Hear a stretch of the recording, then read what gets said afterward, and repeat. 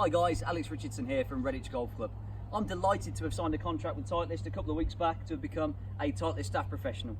I'm just going to take a few moments today to talk you through my golf bag, what's in here and why we've got what we've got. First of all, driver. It is a 9.5 Titleist TS3.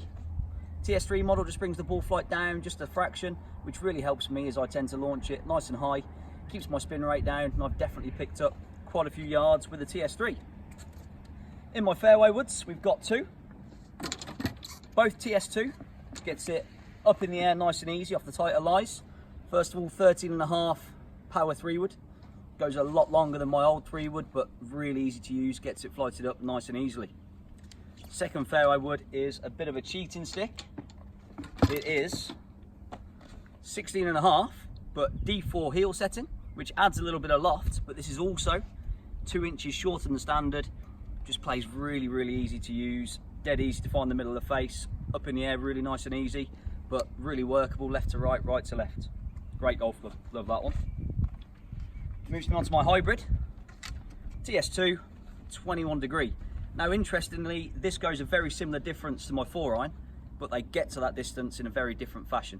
21 hybrid, very high, landing nice and soft. 4-iron a little bit more flighted, slightly lower, good for the links golf. Onto the irons.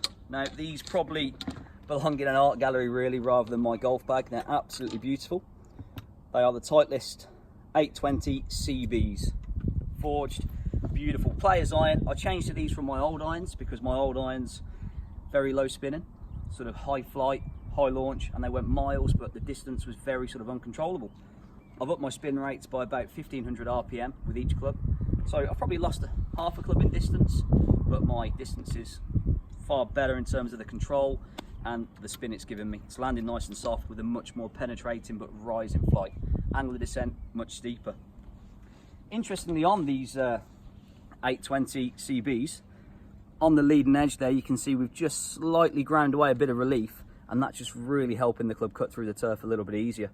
One sort of criticism in the past possibly of more of a player's or a tour iron, leading edge can be a little bit sharp and they can just tend to dig a little bit, but that's been really great so far on the CBs, loving it.